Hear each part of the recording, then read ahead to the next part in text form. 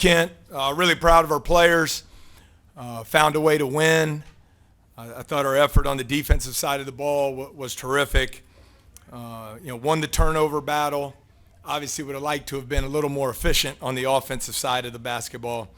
But ultimately the goal is to win. And, I thought our players Saturday night emptied the tank. Everything that we had from a toughness and emotion, a passion standpoint. And, the goal was to get back, prepare Sunday, Monday, and find a way to win tonight. And thrilled with our guys' effort to get that done. I think the last 4 teams you guys have played, you've held them to like 25% from beyond the arc. Just has there been any changes that you've made in terms of how you guard the perimeter, or has it just been guys, stepping up and making some good plays? No, there have been some minor changes, but it's really all on the players, their ability to compete at a high level in practice. We had a lot of practice time, just the way the schedule fell, and I thought our players maximized that time to get better. Kind of interesting, Glenn, the areas that were really weaknesses for us early in the season that you and I have talked about a lot, defensive rebounding, defending the three-point line, and taking care of the basketball. The amount of growth and improvement there over the last month is, really impressive from our players. And it's gone from weaknesses to strengths. And still got a lot of work to do there. But by not turning the ball over as much, we give ourselves a chance offensively, limiting the opponent's second chance points, and taking away the three-point line has been a good formula for us to keep improving as a team. Yeah, Coach, what was it like trying to run y'all's offense with the ball pressure that Vanderbilt was putting on y'all, especially early on? Well, they did a good job. They forced us into a lot of just bad possessions, 0 pass possessions, 1 pass possessions. That's my responsibility. I got to have us a lot more organized there offensively.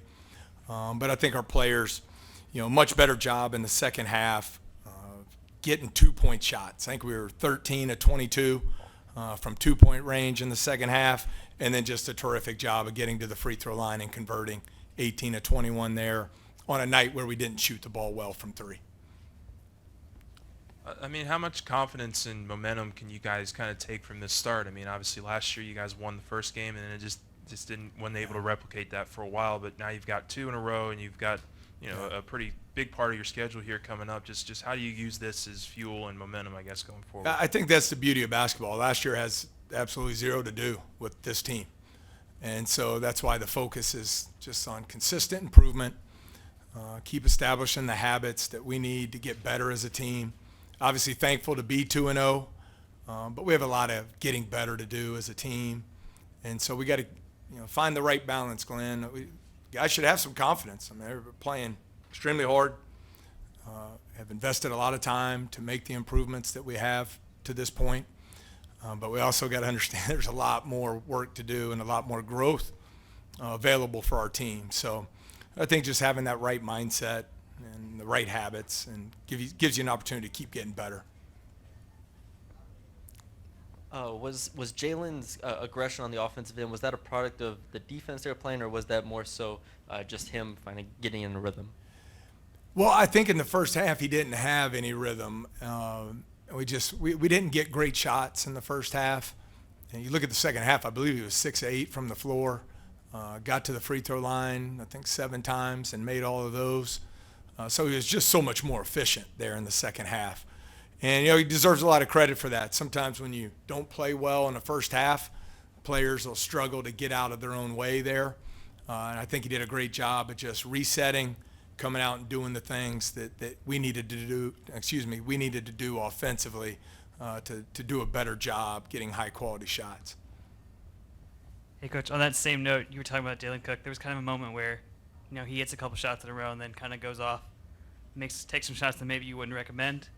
There was kind of a moment where you took him aside and talked to him. Did you say anything about, improving the shot selection?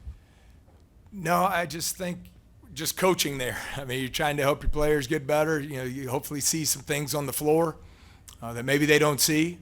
And I think if you're doing it at a high level, the opposite can be true as well. The good players see things on the floor that the coaches don't see. So I think that high level of communication is important. Majority of the time, it's going to be encouragement, but on occasion, there's some things we might see that need correction, and that's what that communication's about. Yeah, just the rebounding. I mean, you guys did a fantastic job, obviously, against A&M. But again tonight, you guys are able to. I think you're pretty much even with your team in terms of the rebounding. Just what has been kind of the what you talked about earlier has been the kind of the 180, I guess, in terms of the improvement there from your team.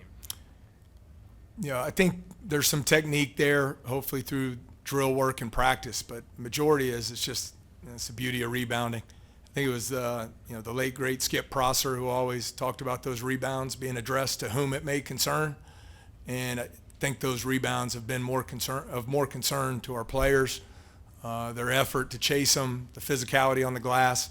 We weren't as good on the offensive glass tonight as we were Saturday, but the defensive rebounding was really strong.